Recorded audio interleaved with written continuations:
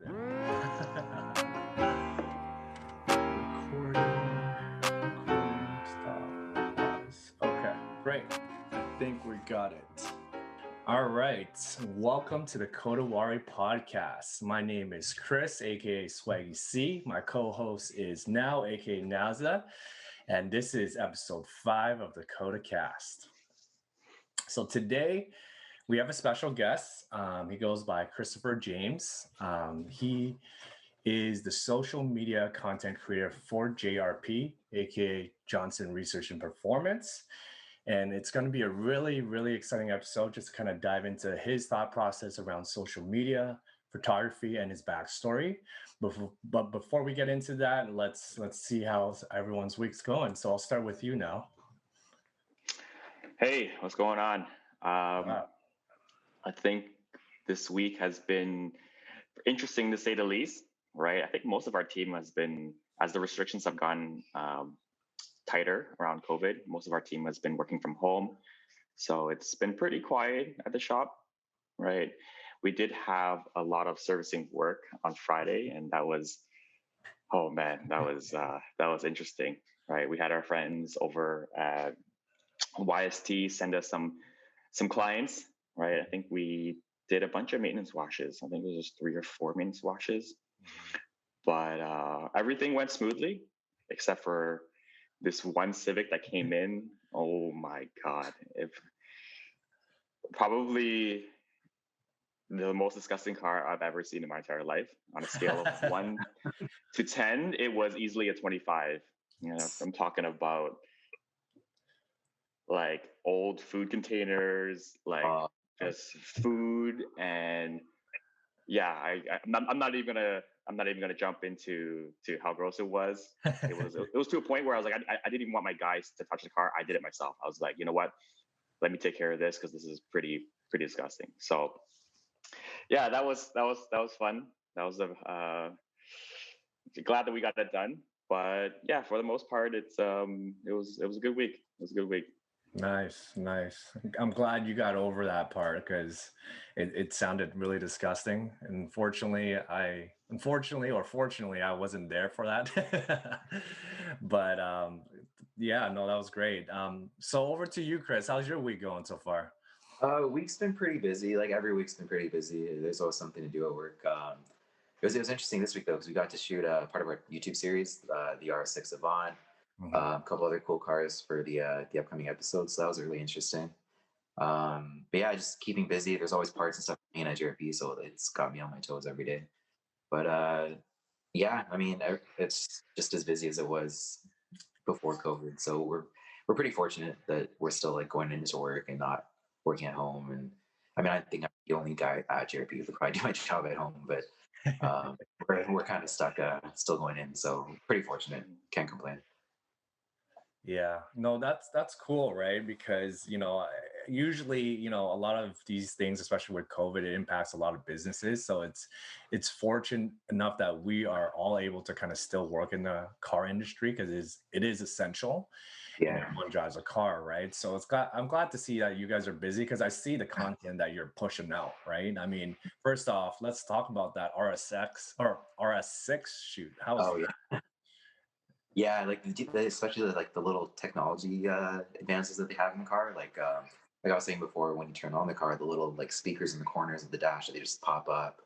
They have LED lights like all around the thing underneath the car. Your seatbelt has an LED light. Like the little touches kind of make it worth that $120,000 price point. So yeah, 120K. It's a fast car, probably excessive for carrying your family to the grocery store, but it's cool. Yeah. Yeah, that 120 is starting price. By the time you option out a lot of the features that are kind of like must-haves for us guys as car enthusiasts, it gets up there. You're starting to encroach upon like 160 around there. Yeah, Lambo money. So, a big reason of why I wanted to reach out to you, Chris, was because your role at JRP is to create content, right? You're also a huge car enthusiast, and I think those two uh, areas are a big part of what we do here at Kodawari. So, do you want to start and talk a little bit about your journey as a car enthusiast and how you got into working as a content creator full time for JRP or any other past jobs that you may have had? Yeah. So it's funny because so I went to school. I went to York for film studies. So my initial plan leaving school was get into movies, get into TV. Like I wanted to be a film editor. So that was my vision. And then right out of school, I got into like shooting weddings and stuff like that, which I thought would only be like a temporary 1 or 2 year max. But during this time, I had a passion for just cars in general. I didn't really develop the passion until maybe the end of high school. And that was only because of the friends that I started hanging out with, and then they took me to like all these car meets. I don't know if you guys remember Tefa or like any of those bigger shows. So that's kind of what got me started. And obviously, like being into photography and film in high school, I was like, you know what, let me bring my camera to these car shows or car meets and mess around with it. So I started doing my own stuff. Instagram eventually came out a couple years after I started doing that. So I started posting stuff there. And I didn't know anyone in the car scene. Like I was just some random kid with his camera walking around. Yeah. And eventually people started asking, can you take a picture of my car? I'll send you my Instagram. You can tag me or whatever. So that eventually started. And yeah, eventually my name got out there. And you see like the same people at the same. So eventually you get familiar with everyone. They start their friends see you on social media. So it eventually kind of snowballed into this. It was still a hobby at that time. Because I was still shooting weddings, then on the weekends going to car shows. So it was kind of like a really split, I guess, part of my life. And I had no intention of trying to make anything in the automotive industry part of like my job. But it was funny because I remember I left the wedding job after 3 or 4 years of being there, and I ended up working at a glass factory as like a temporary thing. That lasted maybe 6 to 9 months, and it was funny because it was a 12-hour shift, but I was working nights, so it was like 1 o'clock in the morning, and I was just scrolling through Facebook on my lunch, and I saw one of my friends who works at PassMag, Randy. I'm not sure if you guys know him, but Randy, he posted something on Facebook saying, there's the place called JRP that's looking for someone to manage their social media, like create content. I had no idea who JRP was. I had no idea like the scale of what they were involved with in the automotive community. And I messaged him. I was like, "Yeah, I'm down to like talk to them and see what they need." Um, so he sent me the email of the GM, and literally, I guess he was up at that time. He's like, "Yeah, if you can come in the morning first thing, we'll interview you." And I finished work at 7 o'clock in the morning, so I went home, got ready. I was at JRP by 9 o'clock in the morning, so I had my interview there, and yeah, I mean, one of the things that they were focused on was that nobody knew who they were, which is exactly my situation. I had never heard of them. But then we started talking about shows and stuff, and I realized a lot of the shows that I went to, they were there, and I just kind of, walked right past, didn't really pay attention, didn't notice them. And that was the main thing that they were trying to focus on and why they were looking to hire marketing people. Because, I mean, they've been around for a long time. I think it's been 25, 30 years now. Yeah. And they've never really had a dedicated marketing team. Yeah. I mean, they mainly deal with wholesale customers anyway, but even then, like to provide content for the like wholesalers that you're selling to, it's important. And just to have like a fresh look for your company also, because you don't want to be pushing content from 20 years ago when so much happened so fast. Yeah. So yeah, they brought me on. I think I've been there about 4 years now. I'm starting my fourth year. Nice. Or I started in 2017. So yeah, fourth year. And yeah, I have no regrets. It's probably one of the best jobs I've ever had. And it is cool because they allow me the creative freedom to like, just take this wheel and do what you want with it, make it look cool for social media. And I mean, obviously there's like guidelines for certain brands because they have like marketing guidelines and ways they have to position their logo or things that you can't show or talk about for certain brands. So it was definitely a learning curve because it wasn't just like, make this look cool. It was more like kind of structured in a way that follows their rules. So it was a good challenge, especially for like so many different brands, because that was the positive side to JRP was that I wasn't shooting the same thing every time. So it wasn't like I was only shooting the same brand of wheel for like 65 days a year. So it was cool that I got to take on so many different, uh, I guess, things in that building that kind of made me or force myself to think differently every day. And yeah, I still enjoy it. Like it's opened so many opportunities. We've gone to SEMA. I've gone to SEMA personally for like the last 3 years. And as a photographer, that's like it's like your goal. Like, that's where all the best cars are. So Yeah. that's been a really, big plus. And just other perks of like just being involved with so many of the dealers. Like I think my second year working at JRP, they sent me to Austria, the Oh best. yeah, that was cool. Yeah, that was like a really big. That's something I wasn't even expecting, to be honest. Yeah. Because there's a exhaust company called Remus that we took on, I think that year or the year, no, sorry, the year before, and they had a tour for like their dealers to come out. They showed them the factory. So for us, that's great marketing material to show our wholesalers, this is the quality product that you're buying. Um, Mm-hmm. and a lot of dealers do that or offer that service where you can tour their facility. They have nothing to hide. They want you to see how they make their stuff. So that was a really cool like behind the scenes thing that we got to do. And then I also experienced like Red Bull Ring and like all the crazy stuff that was happening that weekend. Um, but yeah, I mean, uh, long story short, I got into JRP through friends that I've made through social media, through just being in the car scene in general. And it's kind of just expanded from there. Like everyone that I meet is somehow connected through other people that I know or through JRP or through other photographers that I've met. So it's cool how everyone in the automotive industry seems to know each other. You know, I have a question actually, and are you the only one that does the content, the social content for JRP?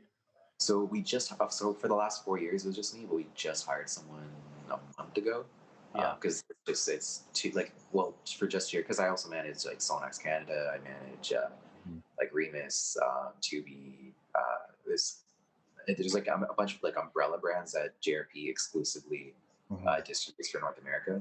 So those are the ones that Mm-hmm. I just like kind of specialize in marketing for. Whereas other brands like there's like Boston, HRE, those brands like we still market, but it's not like we're making stuff from scratch. Right. Whereas the other, I gotta like create the stuff that I post on social media. Mhm. Um, whereas like Boston, we're fortunate that they have an amazing marketing team, so they already have stuff that they can just send us.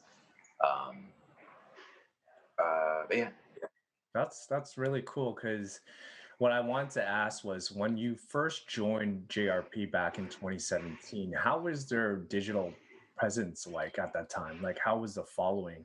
it was very minimal. So they basically had one of the sales guys managing the social media accounts. So it was like whenever something cool would come in, we'd take a picture with his phone, post it. But there was really no uh, like flow to the feed. There was no like kind of creative way of doing it. It was takes a picture before it gets shipped type thing. Mhm. Um, and there wasn't really like an understanding of how hashtags worked or how sharing with the right people or getting the right people engaged helped like grow your business. And I mean they knew what they had to do. It was just finding people who understood and had the time to kind of Mhm. do it. um, and honestly, like starting when I first started, I didn't really have the most or the best understanding of how all of that worked. It was especially with Instagram, like constantly changing how Oh yeah. their algorithm and everything works. It was like you're always every year or even every 6 months, you're always trying to figure out what's the new best way to get your stuff seen. Yeah. So yeah, every year it's just been constant learning, trying to figure out how to get. Cause we put so much effort into like what we do. It's just it kind of sucks when no one sees it, or like not as much people we expect to sees it. Um, and especially now because I mean, back when I started my Instagram account, like my personal account, this was maybe 6 years ago. It was way easier to grow followers, grow your page back then because now you have to like pay to like get any kind of exposure or get your stuff seen. So I was fortunate where my accounts grew really early. Um, Mm-hmm. and for the last couple of years, it hasn't really stopped, but it's very slowly increased compared to what it did back then. So it's kind of a balancing act where you got to figure out like what works when and what you need. Mhm. Yeah, it's always some kind of learning curve. Right. And with that being said, like what types of hurdles that you had to overcome to kind of evolve JRP's Instagram?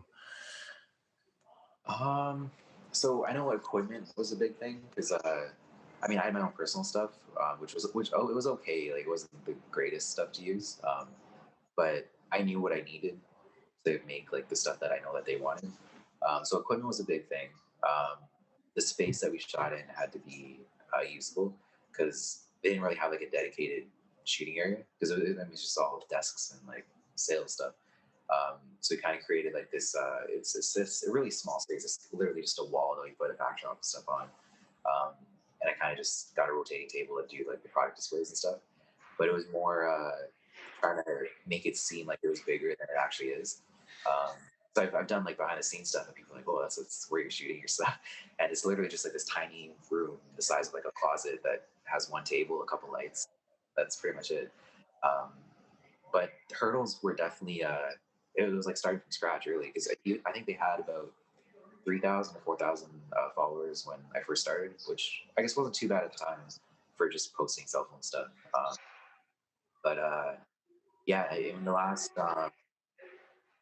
4 years, we've gotten up to I think it's 15.3 thousand or something like that. So it's not too bad, and that's not really boosting Instagram posts. That's more just organic growth, which is what we want. Um, so it's been a struggle trying to slowly get that number up and get more people seeing our stuff. But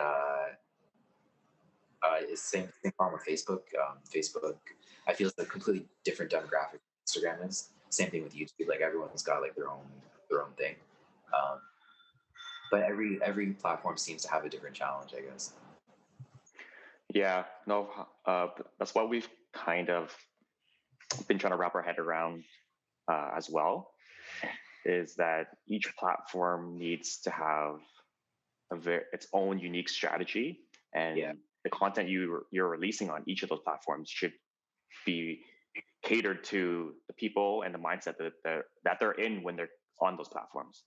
Yeah. Right. Yeah. So I wanted to kind of rewind a little bit back, and can you kind of just explain what JRP is and Oh yeah. and the content that you're, or sorry, the people and businesses that you're trying to connect to? You did mention that you guys are a wholesaler, right? So is your current content catered towards making business connections with shops like ours, or anywhere else in the city? Um, so sorry. What was the first part of the question? Oh, so like, what is JRP, and like Oh, what role does JRP play in like the automotive community here in the GTA? so JRP is a wholesale and distributor. So they basically go to all these brands across the world, like in Italy, in Europe, in Japan, and they say, you know what, we want to bring this brand to Canada. We want marketing in Canada and grow your brand as well. So they'll bring in skids and skids of all these products and distribute it to dealers or shops or race teams or anyone who has an account with us across Canada. So our goal is to grow the Canadian automotive scene, or even just like the racing scenes as well, because racing's mainly what they've kind of specialized in for the last 25 years. Um, but obviously, there's more to cars than just racing. Like there's stance guys, there's show guys, there's like the old classic stuff, which we've recently started getting into as well. Um, so yeah, GRP is basically like, I guess you can think of it as like a central hub for parts that kind of gets spread out to everything else. And it's cool because we've kind of gotten into relationships with like everyone across Canada, whether it's shops or manufacturers. Like we worked closely with Toyota, Toyota Canada, Audi Canada. We've had JRP logos on like their professional race cars. We've given them race suits. Like it's really cool how involved we've gotten over the years. Um, yeah, sorry, what was the second part of the question? My memory's horrible. Sorry. Oh no, it's okay. Yeah, so like you started to touch upon like what role JRP plays in the automotive community, right? So you guys are mainly a wholesaler distributor, right? But like anywhere we go, like even my journey to going to like auto shows and going to track events, like you always see JRP's name out there, right? So it's just really cool to see how integrated they are and how they're a big part of the car scene here in Toronto and the GTA, right? So I can't remember where I was going with that. It's all- no, yeah, I mean that's the big part of our marketing. Also, is like we want to be in front of people's faces because, especially being a wholesaler, we don't. It's hard. It's a very fine line because we have a retail section which isn't really majority of our business. The majority of our business is wholesale. Um, so developing developing ourselves so we can get in front of as many shops, that kind of customer is our goal. Um, but we also want to be able to show that we're involved in the community and help out in the community, which is why we go to like art shows and the auto show, for example. We've been doing for a long time. Or even SEMA. SEMA is probably like our biggest show and most expensive show, but worth it because that's where all our vendors are. Yeah. So it definitely helps that we try to put ourselves out there as much as we can, especially with events like CSCS, which are exactly what we do. Like all of our customers go there to race. They buy parts from us there at the show, and it's just cool to kind of just see what they do rather than just sell them parts and just say bye. Like we're really involved with what they do as well. Um, and it's cool because a lot of the guys at JRP, they're friends with a lot of the customers as well. Like they'll go to their shops after work and hang out. So it's not just a business; it's more of a relationship with everyone. Yeah. So I thought that was pretty cool. So when you kind of, sorry, I'm just jumping in here. When you kind of travel to Japan, Europe, which is super cool, you had the opportunity to just review your Instagram and look at all the great pictures that you've taken over there. And it's something that us at KodaWari would like to eventually get to by traveling to Japan, building relationships, or even Europe, because I'm a big Euro guy. But what I want to ask you is that when you go on to these business trips and build these relationships and figure out a way to kind of bring their brand over to the North American market, what are like some of the things that they look for when you're building that relationship? So that's probably more of one of the other guys who could answer that better. But I know just based on experience or what I've heard, um, a lot of it is how well we can market their brand. Because obviously they're gonna give us percentages off or like a full rate to take over North America for that brand unless they know that we can support them and actually sell the product. So a lot of it is looking at our previous social media, how well we market other brands, and obviously like there isn't like, for example, there isn't one coilover brand, like there's so many. So they want to see that we're not just favoring one specific brand. Like we have to evenly. And it's hard because there's hundreds of parts that we have. So to kind of equally share such a small space with so many people, it's difficult trying to balance the content. But yeah, I mean it's definitely social media is a big part of what they look for. And obviously who we are as a company definitely helps. I mean the reputation and how long we've been doing it, and obviously people talk like if like other wheel companies, people move around so much. So it's funny because some guy who would work at one suspension company would work for a wheel company years later. If we look to open up that wheel company or take on that wheel company, he would already know us. So it helps to have different hands in different places. So that's a big part of it too. Yeah, I think what we're trying to understand is that a lot of these companies that you're looking to do business with, they're looking at your audience. They're like, what leverage do you have, and why would they want to do business or partner with you, right? And I think it has to start with having an audience, right? You guys have a huge foundation in the Canadian market, right? And you guys do have a lot of eyes on your brand, eyes, kind of leverage in that regard, right? So I think that's something that we're trying to tackle with KodaWari as well, is kind of focusing our marketing on building an audience, right? And how to go about doing that, right? I think the biggest struggle that we have with creating an audience is consistently putting out content, right? Because everyone's attention is on their phone. Everyone's attention is on all these social platforms, whether it's LinkedIn, whether it's Instagram, YouTube, and being consistent with how we release content and the quality of the content and how much value it brings to our audience has been a big struggle for sure, right? We've been all over the place, right? How have you guys? Well, like I've noticed that, Chris, you release content like crazy. Like you're always working, you're always releasing content. Yeah. You've been very consistent with that. Like, has it always been like that, or is it just a lot of experience and years that's taken you to get to that point?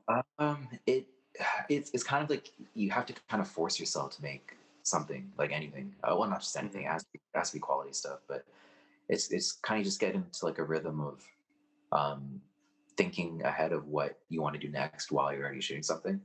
Because if you just do it step by step, you're kind of just searching instead of planning ahead of what you want to do. Like for example, at GRP, there's lots of stuff we could shoot. It's just kind of picking the right stuff at the right time. For example, like the winter season's kind of tricky because there's no point in marketing coilovers in December. So it depends what we get in or what the plan is for the marketing side. But even for like myself personally, like I can't shoot any cars right now because of the snow.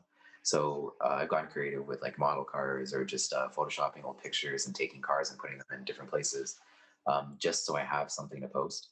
Because I've noticed if I don't post, the next time I do post, it doesn't do as well.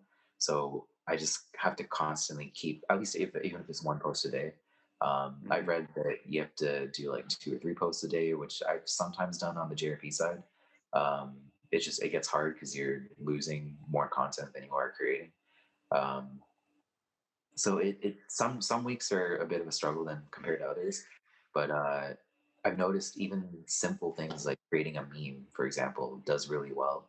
Or like a simple TikTok, for example. Like I've kind of gotten more into TikToks recently, or the Instagram Reels, and I've noticed that it's helped the account pretty well. Especially when I don't really have much to post, especially like this season. So it's just trying to be creative and find something to um, engage people still. Yeah, that makes you kind of have to adapt, and you kind of have to just really focus on every day trying to work with what you have, right? Because I noticed you guys released, the memes of Bernie Sanders, a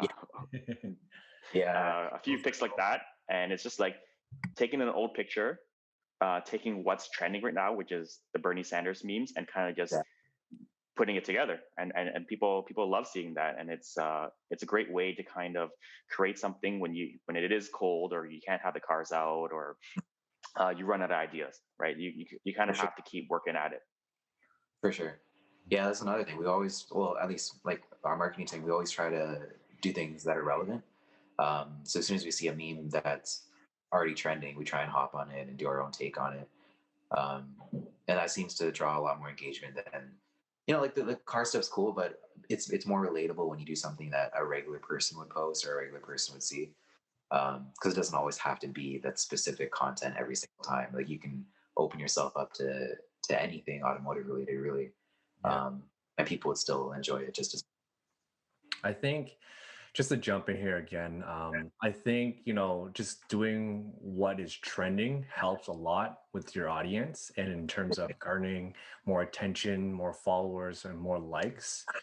And also planning is huge. Planning ahead is huge. I find that now that we're in the winter season, it's kind of not slowed down to a crawl, but it's just, we are kind of jumping back and forth as to how do we evolve our Instagram page if we just focus on that alone, right? And we don't want to post things for the sake of just posting things. Mhm. Now, my question is, have you kind of hit that wall before, and how do you overcome that? I have a few times actually. It's hard. Like I'll just take a break if I'm just thinking too much and I'm just like kind of forcing creation. Yeah. It's not as great as what something I would have put some thought into would be. So I mean, there's things I like to do. Like I'll just look at YouTube videos of things that I enjoy watching. There's a lot of content creators from the states that I follow. So I'll watch some of their stuff or just get inspiration from other things. Or I'll just take a walk around like Jerky and just kind of look at stuff we have. And it's always trying to look at things differently. Like for example, I did a post a long time ago of a coilover that looked like a lightsaber when Star Wars came out or something. So it's just like trying to find things to be creative with, and it's about having fun with it too. 'Cause if I'm enjoying it, I'm sure someone else would enjoy it as well. Um, but yeah, trying to get over those hurdles and roadblocks is hard, but it's just kind of trying to clear your head in the right way and get like re-inspired, I guess. I guess that's part of the creative process, right? If you're a creator, whether it's photography, content creation, or social media, even, I feel like everyone does go through that creative block. And then, for me, I feel like sometimes I have to take a step back, right? And have to kind of take things in terms of the present moment, right? Just to kind of be re-inspired by, like you said, just looking at new content on YouTube, looking at other people's pages, looking at, shows, or even walking around the shop to see if anything like really inspires you to shoot, right? Mhm.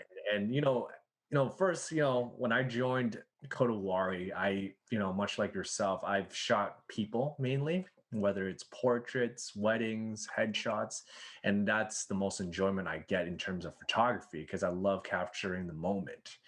So ever since I started here at Kodawari, it's shooting cars is great. It's super cool, super dope. I love doing it, but it kind of forces me to challenge myself. Like, how can this car be shot in many different ways? Right? Because if you shoot it too high, it looks kind of weird. You got to get Yeah. at an angle where it's attractive. It draws your attention in. So you shoot lower. So it's trying to experience that. And just for me to get better and to level up per se, I just keep shooting it and just keep shooting Exactly. Yeah. until something just stands out for me. For sure. Yeah. No, cars are difficult, especially compared to people, because you're limited to where you can put them, what kind of position you can put them in. And lighting's hard because of reflections, and it's just so much more you have to take into account than like shooting like a wedding or people. Um, and yeah, even like the angles and the lenses that you use. If you're using wide angle and you go so close, it just distorts everything.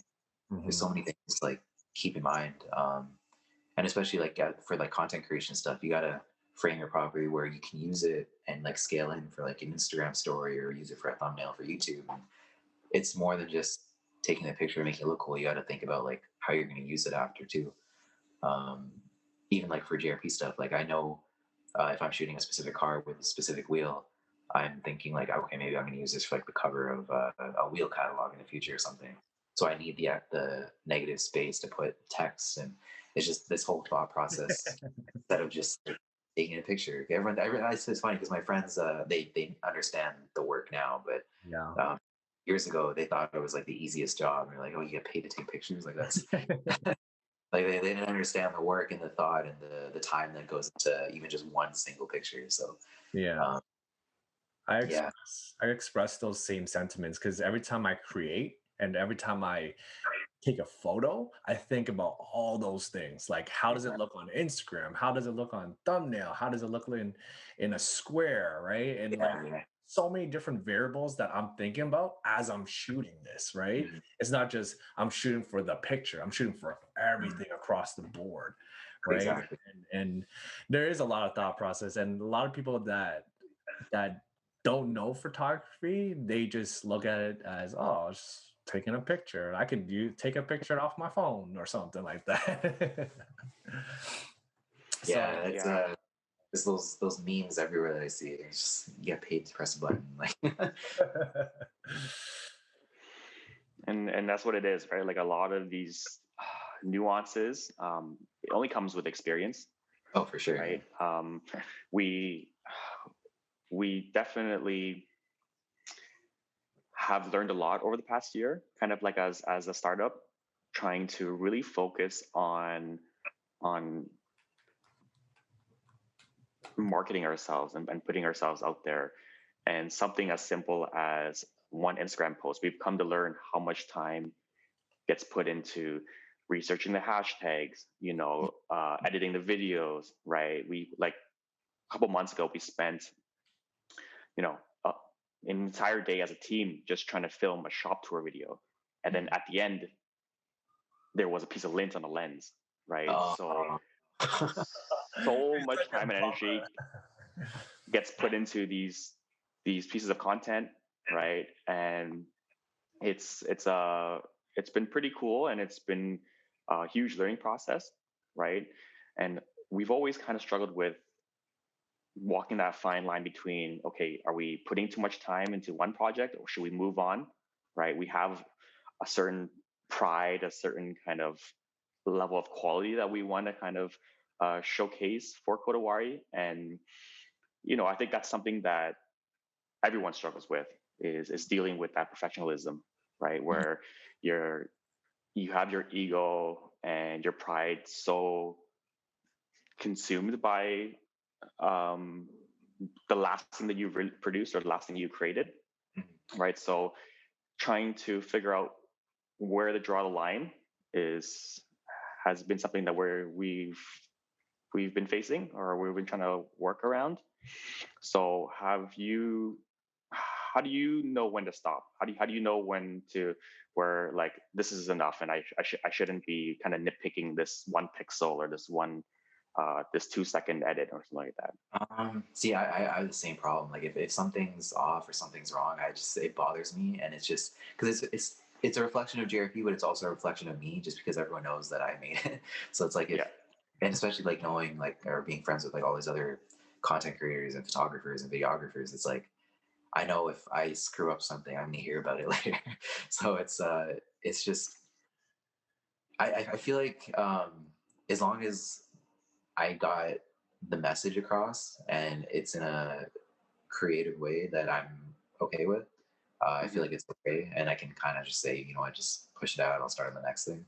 Um, but there are certain projects where I'll take my time, and even though it may take longer than expected, I feel like it's worth it in the end, just because I don't know. I always believed in quality over quantity. Just to have a nice product that I don't know. Maybe it's just me, just because I am a creative person. I appreciate when people put it like the quality work. Um, like for example, like Boston, for example, the wheels.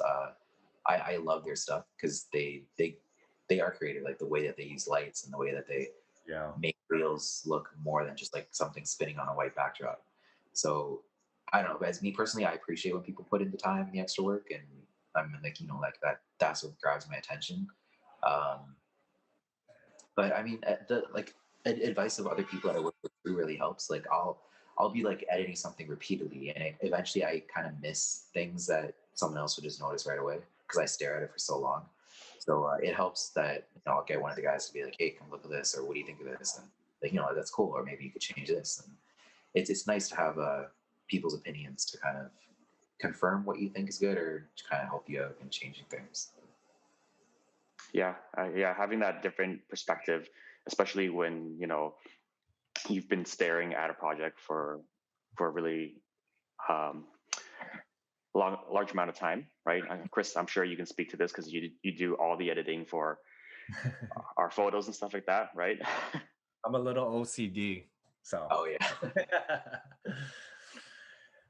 Yeah, no, it's when it comes to like editing photos, especially much like yourself, Chris, James, and it's like I do stare at it a long time, and I try to like my thought process in a photo really is trying to remove any distraction as much as possible, right? Like sometimes, like so in the wintertime, I guess during December, we wanted to do a group photo shoot with all the cars. And I think it was that same weekend you kind of came by and shot the cars. And then that following week, I decided to try my hand at it, right? And we pulled up to this empty parking lot filled with like icy snow and whatnot, and it had like a baseball diamond behind it, some Oh, nice. a bunch of garbage on the Oh, floor. It was just laid out, right? But I'm like, you know what? I'm just gonna make the best of this. Let's see what I can do. And when I went to shoot it, it turned out great. However, when I was editing it, I was like, wow, there's so many distractions. There's a garbage here. It looks kind of dirty. Like, it just doesn't look nice aesthetically, yeah. right? So I went into Photoshop and I started removing all the disruption to the photo, like garbage cans, garbage, any random thing that stood out, and it created a cleaner photo, right? For And that really kind of like speaks to my OCD in a way when I when I edit photos. Yeah. But sometimes I think to myself like, am I looking at this too much? I need someone else to look at this because my eyes are going crazy. Yeah. That's the thing. Like when you stare at something too long, you either kind of miss things that you are even looking at, or you just I don't know. It's definitely straining on your creativity and your eyes. So Yeah. no, I get it though. I'm the same OCD thing. Well, it's weird because I used to put in I think a lot more effort before.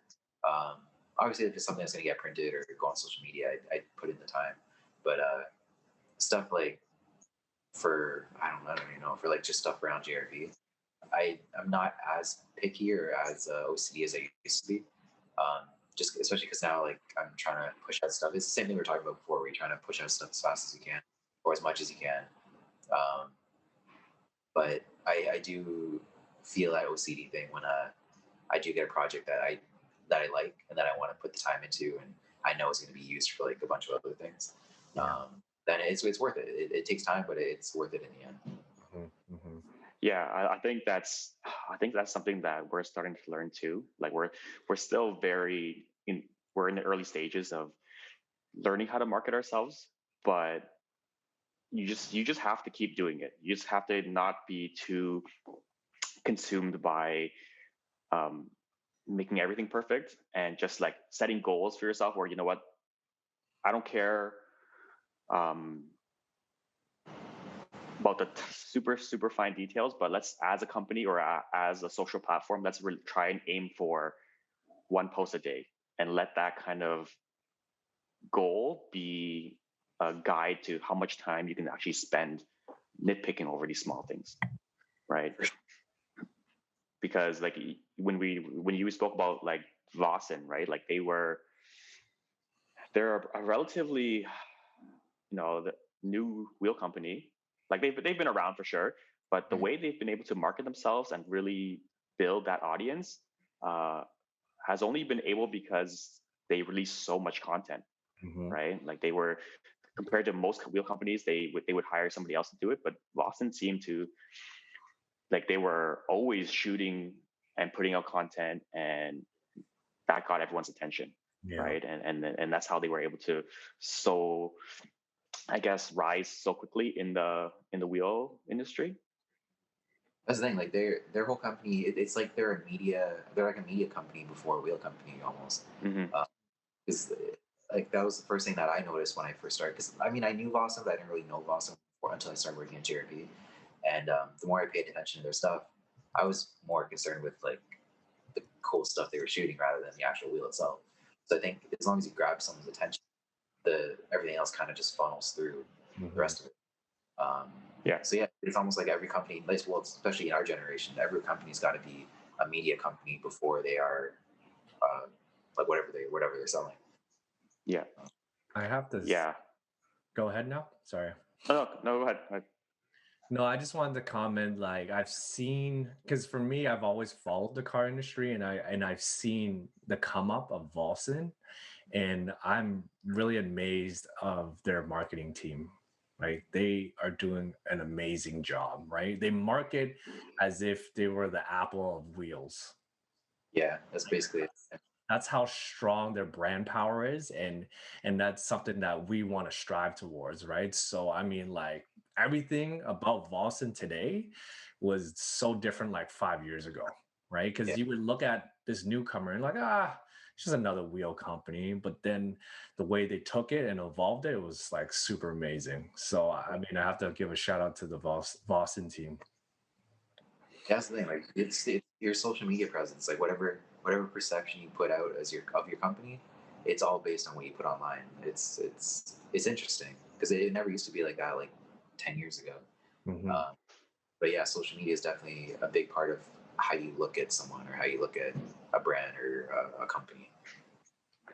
Yeah, no, I agree, Chris, and that's why, you know, I follow Gary Vee, and he speaks a lot about how the business landscape nowadays, like, you have to be a media company first. You have to have that audience. You have to have people's attention, and once you're doing well in that department, then you can, you know, your business and every service or product that you sell is secondary, right? But you can only that secondary part can only be successful if you have people's attention, Exactly. right? Yeah. And that's what we've been trying to focus on at KodaWari, is just building our audience, creating as much cool content, and providing as much value as we can to the people who care about the things that we care about, right? Which is very impressive because it's so much work, and we put so much time and energy to produce content, and for you to be able to do that at JRP by yourself for, you know, several years Yeah. is pretty amazing, man. Oh, thank you. Yeah, it's definitely time consuming and a lot of work, but that's the thing. Like I love what I do, so it doesn't really feel like work. Um, and especially like we were saying, like every company seems to need a marketing team now.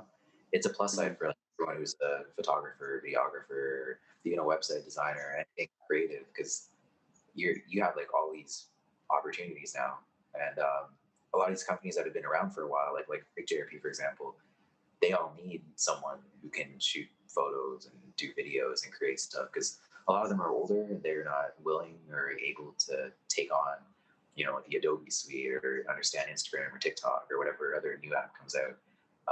Whereas us, like we're kind of in that generation where we enjoy it and we understand it, and um, it's fun. It's not even like a job. Like it's you know, let's go shoot this today, or like, you know, your ideas just kind of funnel into a bunch of cool stuff that everyone else is going to enjoy too.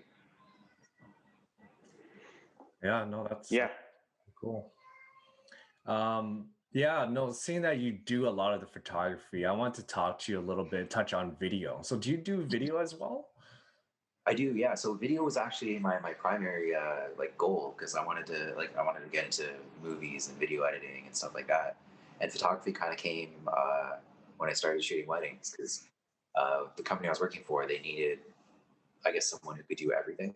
And it's I guess it's almost similar, the like the understanding of like all the manual settings for video when you transfer over to photo. So I picked up on it pretty quick, but video was always like my primary focus. Um, and it still kind of is. Like I have my YouTube channel, which I haven't really done too much on recently since I started working at JRP. It's just the balance of trying to do my own personal stuff and the full time job. It's hard, but I think that's why I've kind of transferred over more to photography because the time it takes to edit something, shoot something, like hours less. Um, but I think I've always enjoyed videography more than photography. It's just time and management has been my biggest problem. Yeah, the process between the two, like I'm going through the same thing. Like I know I have a good handle on photography, and I know I will eventually have a good handle on video, because I always love video as well. And I've created a few videos in the past, but I know I could take it to the next level. But the time and effort that goes behind putting that video together is a long process. Like Yeah. pre-production is easy, it's super Mhm. fun, but once you go right into post, it's like, okay, how do I put this all together and stitch it, right? See, it's funny. That's the part I enjoy. Like I hate, and I don't hate. Like I find it tedious to like be shooting for like 2 3 hours and like just getting all the shots that I know I need. But if I'm sitting at a computer editing for like 3 4 hours, I'm fine. I just, as long as I'm just there focused on my stuff, I Yeah. can do it. It's just it's just the shooting part I've gotten kind of, maybe I'm just getting old. I don't know. I'm getting tired of having to go shoot. But no, I enjoy it. It's just as long as it's something that I like shooting or that I want to edit and create, I think I don't get tired of it, or I don't see myself getting tired of it. Mm-hmm. Yeah, I think that's what we've been trying to really focus on as a team in terms of where to position everyone, right? You did mention that, you know, you can be in front of a computer for like 3-4 hours editing and it's no problem. You know, it may seem like hard work to some people, but to you it's enjoyable, right? And I think with the amount of content that we're trying to put out for our team, we're always trying to position, you know, each member in an area that they they're really strong at, where they can sit there and work for hours and really be engaged and really enjoy it. Where as opposed to someone else who makes it might seem like work to them, right? It's just really focusing on taking everyone's strengths and positioning. Oh, is this person a good? Is he great behind the camera? You know, can he actually shoot and hold the camera and get the shots and do that all day and not feel tired? While another person might be like, oh, you know what, I love doing the photography, or I love directing, or I love, you know, doing editing, right? So I think that's a big part of trying to put together a team that can work together and put out some really really really cool stuff, right? Because it is time consuming. All these different areas, from shooting to the post, like there's so much work that needs to get done. So just having a team that can kind of divvy up the work and really focus on their strengths has been like something we've really been trying to figure out as a team. Yeah, that's the thing. You have to enjoy what you're doing too. I don't like you guys are lucky that you have such a group of like large group of people that can like kind of do different things, because I'm kind of stuck doing a lot of different things on my own. But I know I'm so thankful that we brought on one other person, because even just one person makes a difference. So yeah, I think you guys have like a good group of people, like especially from the last time I came to shoot. Everyone seems to enjoy what they're doing. Yeah, no, you know, I've been meaning to get in touch with your general manager at JRP, so maybe I'll put in a good word for you and be like, yo, you guys need to put a team around Chris, right? Because if he's doing this much output by himself, imagine, you know, the kind of marketing or the kind of brand and presence you can build online if you guys had a whole team. And you know, we're a really small company, and we're just kind of like, we do it because we're very passionate about it, and this is something that everyone like really enjoys doing. So with you guys being such a you know, a much larger company with you know, the ability to kind of allocate more time and energy towards continuing to build a brand, that would be you know, I would love to help you and see JRP kind of grow as well, right? Oh, for sure. Yeah, that's the plan that because so our market team is really just 3 people, and content creation wise, it's me and one other guy. So I mean, it was just me for almost 4 years, but I think after everyone's kind of seen how big of an impact it's made, like just producing content and just quality content, I think everyone kind of understands how important it is. And for a long time, they were saying, you know, we got to hire someone else to help out Chris. They saw how much running around and you know, it's just because it's not even just things that I wanted to create. It's more like, say for example, our wheel sales guy needs a flyer done for something, and then the GM needs to market something else, and then someone else needs something else. To do all those things plus everything that I wanted to do, um, it was manageable. It's just time was my only thing that was holding me back. So I think they understand now, especially after hiring this last guy, how much more we can do with more hands to like help out. So I mean, I know we have plans to do like studio setups for like our YouTube channel, the Track Attack series that we started. We actually started doing in-house. We haven't released any of them yet, but we started doing in-house like parts reviews. So like we'll get like different parts, or like we'll put 2 different companies side by side and compare why one's more affordable and why one's 10 times the price. So I think we're starting to understand the importance of even just putting ourselves out on YouTube, because I think our biggest focus recently or the last few years was Instagram and Facebook. Um, and I feel like now that that's kind of at a point where it's kind of steadily growing organically, um, we have to put our attention to like other platforms because there's so many of them. We haven't even touched on like I don't know about Twitter yet. Twitter, I'm still iffy about. I feel like it's bigger in the States than it is in Canada. Yeah. But our main three were Instagram, Facebook, and YouTube. So I think that's where we're going to keep putting our efforts towards. Nice. You talk about having having the time to do everything and trying to balance the two, right, in terms of personal life and work life. Now, how has that been for you? Um, it's starting to get a bit like a lot harder just because like with my own personal stuff, a lot of it's word of mouth. So the more people that I shoot, the more kind of branches off and more people want to like do stuff. With COVID and everything, obviously like, it hasn't been as busy, but I've been shooting my own stuff for the last two 3 years, and in that short time, it's grown a lot. So I'd have to, well, everything out would obviously be after work or weekends, and even weekends. Like sometimes we'd have shows, race events, or stuff to go to. So I'd have to kind of structure things based on the JRP schedule or like where I'd have to be based on shows. So it hasn't been too bad so far. Like everything's kind of worked itself out, but I know eventually I'm gonna have to probably get someone else to go shoot an event for me while I edit at home or something. Yeah. So it's definitely challenging to try and manage both. But I mean, the plus side is like the guys at JRP know that I shoot like everything on my own too, so they're pretty understandable if I need to like take a day off or, especially now that we hired this new guy, like I'm sure could cover a show if I have something to do or vice versa. So it's definitely challenging trying to balance both sides. Um, but I mean, at the same time, like I do enjoy it. So it's not like I wake up in the morning like shoot again type thing. So it's just time management is the biggest thing or the most important thing. Um, but yeah, so far it's been pretty good. Yeah, it's it's always a blessing when you enjoy doing it. So and like that separation between personal time and work, it's kind of it's blended in. Not everyone has um, that luxury, right? So yeah, that's pretty cool, right? Mm. We we wanted to also talk to you about like you know no we our shared passion, which is cars. Like Mm. what builds have you Oh, been through? What brands do you like? What cars do you currently have and are working on? Do you want to share some of that?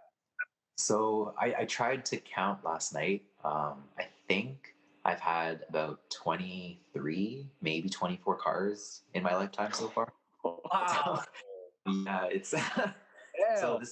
yeah, this was my problem and why I've had so many. So like I guess back when I first got my license, I would get a car, do a bunch of stuff to it, and then it would be undrivable for the winter. So I'd sell it before winter came, buy a winter beater, and do the same process every year.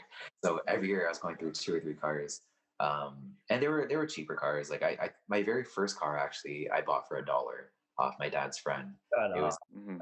yeah, it was a Pontiac Grand, like big boat. Like it was like it wasn't a car that I wanted, obviously, but it was Yeah. for $1. I'm not going to say no. So Nope. yeah, and the thing ran perfectly. No problems with it. It got me to school and back for a couple of years, and eventually I was like, you know what, I want a car that I can actually like enjoy and like do stuff with. So I bought my first Honda Civic. It was a green '98 EK sedan. Nice. And I feel like everyone kind of starts off in like the Honda Toyota scene Yep. just because it's such an affordable thing to get into. And parts in general, you can modify it as much as you want, and you're still under budget of what you pay for like for example the Nissan that I have now. Um, so I've gone through a lot of different Civics. I was a big Honda person for a long time. I had this plan where I wanted to have every generation Civic up until 2006 because I didn't like anything after 2006. But like pre 2006, I've had almost every Civic except for the CRX. That was the only one Wow. I haven't Damn. had. He's more of a Honda friend than you now. I don't know about that. Yeah. No, now its collection's a lot better than mine. Mine was like clapped out like rusty Civics, but uh, I think the most favorited Civic I've ever had was the EG hatch.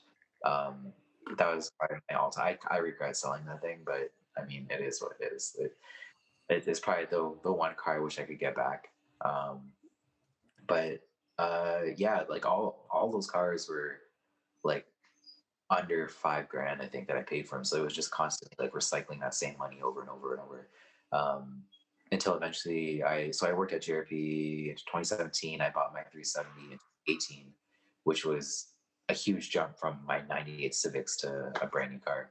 So it was definitely uh, a lot uh, a lot to learn, having a new car, because I did, like, I babied it way more than I did the Civics, and like I've had like everything from like Nissan Altimas to just like regular cars like LSV tech swapped EK hatches. So it was a big jump. I don't know. I guess I knew I needed a newer car just because I needed something reliable to get to weddings and get to work, and I couldn't risk something blowing up on the side of the highway on my way to a wedding. But I also wanted something I could enjoy and that I knew was going to be a decent project. Um, and looking around, the 370, for what you got for the price, it was the one that made the most sense. I was also looking at like Volkswagen GTIs and um, other Civics, like newer Civics, and yeah, the horsepower you got, the body style, like everything that you got in that car, for I think after taxes it was about like 36 for 20. So yeah, I mean the GTI was more expensive and it didn't make as much power, and it was, yeah, just money to what you got, and just made more sense. And especially working at JRP, I kind of already had a plan of what I would do to the car. Um, so it just made the most sense for me. And I've always been a fan of Japanese cars in general. Um, I don't think I've ever owned a European or anything like anything else other than Japanese my whole life. So um, I think that's the problem. There's so many cars I want, and I don't have the space or like enough time or money to invest into all of them. So I was like, I'll just put my money into one nice project, and we'll see how long it goes. But I think now I'm at a point where I'm not over the car, but I think after this year of lapping it, because I definitely want to take it on the track before I get rid of it. I think next year I'll probably try and sell it and get something else. Oh, nice. Let me know. Let us know. Just joking. Yeah. So like you started off with Honda, like most guys do, just because of how accessible it is, and how affordable it can be to modify it. Like, what drew you into Nissan? What drew you into the 370? And like, what kind of experience were you looking to get from buying a brand new car? I think after doing a lot of shows, like car shows especially, I've seen so many different builds and what people have done to them. And I mean, the 370 was always a car that I loved. I never like even imagined buying one like years ago. But it was always something I admired. Obviously, there was like the GTR and like higher end cars that I love also. But I feel like when I was looking, the 370 just made the most sense for the budget. Um, I see there were so many other cars that I looked at, like trying to get used or just find in general. Like I wanted an S2000. I thought about an Evo. Um, like I even considered an RX-7 at one point, and I was like, you know what? Like, as much as I love the older cars, it's always a risk buying someone's project, especially someone that I don't know. Because I would have preferred to buy someone off someone that I knew, because at least you have an idea of where the car's been or what's gone through it. But then at the same time, I needed something that I could drive even to the States, because I do a lot of state shows too. And that wasn't going to get me stuck in like New York, New Jersey or something. So buying a brand new car just made sense. It was funny because the first summer that I had the 370, I went to New Jersey twice and New York twice. So I broke it into like, I think I had like 8,000 kilometers in like the first 2 months of owning the car. So Wow, that's awesome. yeah, so I definitely used it because I know there's lots of guys that kind of just baby it and just it's the weekend car, but it was my daily for the first 2 years. So winter and summer, it was my car, um, Hmm. and I mean it wasn't my first choice. I never like sold the Civic and said I want the 370. I went through a lot of options and um, ideas, and it was funny because originally I thought I would get a 350. Um, and then the same thought process was like like I could get someone else's project and have to change parts the same way I changed specific parts. It's just it would be way more expensive. Well, not way more expensive with the 350, but I'm realizing with the 370 it's a little more a little more pricey. But the yeah, just the thought process of knowing that I have the warranty from the manufacturer, I have less parts I don't have to worry about fixing. I think that's kind of what made the decision easier. Cool, cool. Just what parts do you have on the 370 right now? So I it's weird because I went from a really stance setup to now more of a track setup. So last year I had airlift 3-piece suspension on it. I had Boston BWS1 wheels on them. Nice. Just standard like intake, exhaust, a sprint booster from JRP. But now I sold the air ride just before winter hit, so I want to do more of a track setup. Enjoy it on the track before I get rid of it. So I think I'm gonna order teen suspension, teen coilovers for it. I ended up buying raised Z40 wheels last year. Mag blue, those are my favorite color from Rays. Yeah, Uh, yeah. I ended up putting Sparkle QRTR seats in them, Sparkle harness, Brom harness bar for it. So it's definitely like track prepped. I upgraded the brake Acubone, a big brake kit also. Um, and yeah, I think once I just put suspension on it, I'll just enjoy it on the track for the summer. And I don't plan on doing anything else, but I mean, I always say that, and who knows what comes up. So Yeah. It's a 6-speed manual, right? 6 speed, yeah. Yeah. How's like the driving experience for Nissans and that car in general? It's definitely a driver's car. Like you're really centered in where you are, especially in those bucket seats. They definitely kind of keep your position. Um, the only thing I don't like about the car is the cup holder placement, and there's only one cup holder, but it's never in your general area of reach. It's all the way behind you, like behind your elbow. So that's the only inconvenient thing about that car. But driving wise, it handles amazing. It really wants to slide though. I've noticed it's more of like a drift setup, I guess, as a car, especially being rear wheel drive. Because I noticed when I took that TMP last year, I try and hug a corner, but then it kind of kick out a bit, and I wasn't even trying to. Um, so I ended up buying a sway bar kit for this year. So hopefully that kind of fixes the problem. But like that compared to like a front end Civic that I've taken on the track, it's a lot harder to manage. Um, but as a driver's car, as a daily car, I love it. I have no complaints in that regard. Yeah, no issues with like putting all your camera equipment inside. Like, No, so I see. I thought about that after I bought the car, and I was like, wait a minute, I have too much stuff. So um, it it's usable depending on what I bring. The the hatch is probably the trickiest thing to kind of stick equipment in, just because it kind of curves towards the back of it, so you're kind of restricted. It's not just like a flat box that you're kind of stuck pushing everything to the back of it. Um, yeah, and unfortunately, I don't usually have a passenger when I go to like shoots and stuff, so I'll just throw it on my passenger seat. Um, but you have to be creative. You have to kind of find space in that car. and I think that's why like cars like the new RS6 Avant appeals to me so much. It's because like Yeah. having a family now, all the stuff that you lug around, whether it's camera equipment, whether it's car parts, having that flexibility to have a great performance car and that practical side of it is really, really cool. Really, really, really appealing. That's why I love my Type R so much. Oh yeah, for sure. That bar is amazing. I think I might keep the Honda Fit that I bought for the winter. I think I might keep that just because I can't put anything big in the 370. So the Fit's more of like my minivan, I guess, to bring stuff around.